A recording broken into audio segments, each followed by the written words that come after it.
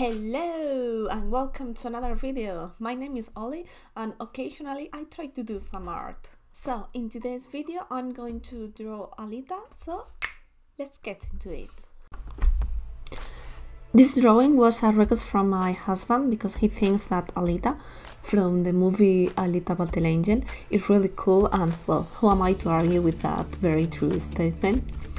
It is going to be based on the movie and not in the manga, being the main reason that we have watched the movie but we haven't read the manga, so that's the only reference that we have. And nevertheless, I'll try my best to at least make it a little bit manga-like, because well, if I'm not going for realistic, then I think this is the style that matches her the best.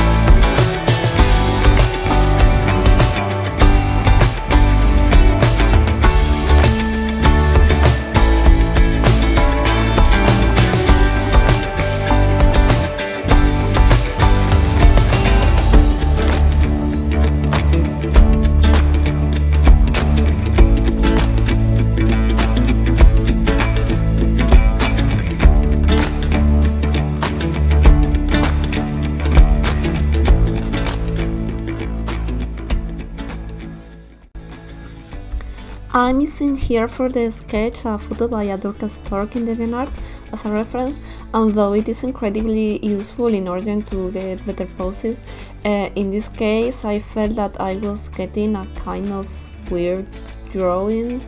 I don't know, the pose was very stiff and not at all as dynamic as in the reference photo, and also the proportions, I think I kind of messed them up, so yeah, I kind of hated this first sketch.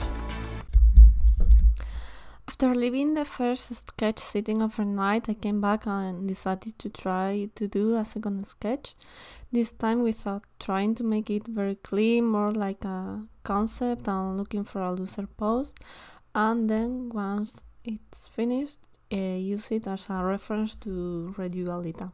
This time I am drawing in my sketching notebook for two reasons.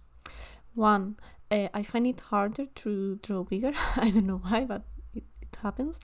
So the first sketch was in DIN A4 and the sketch notebook is more or less DIN A5, so since it's smaller I find it easier to draw here. And well, second reason is I relax more when I know that it is going to be just a sketch that I'm not going to finish, and that I know that it doesn't have to be very polished. And well, everything I draw in this sketching notebook, I think it's going to be like that. So I find it easier to get looser when I draw here.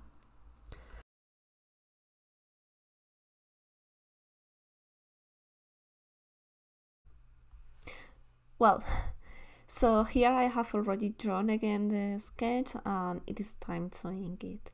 When he saw the first sketch, my husband asked me to draw the square much bigger, and so that's why now in the second version it's so exaggerated.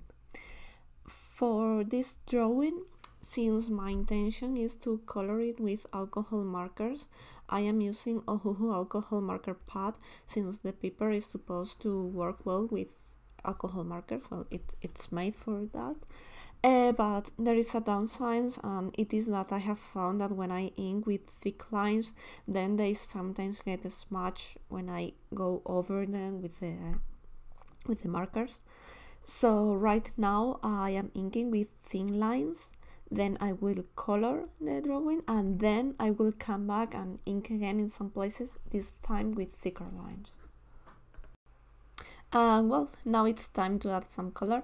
As I said before, I will be using alcohol markers. I'm not a tonal expert using markers, but I'm really happy with the purchase of this pad because I find much easier to blend and layer the color with this paper than with the paper I have been using so far, which was mixed media paper.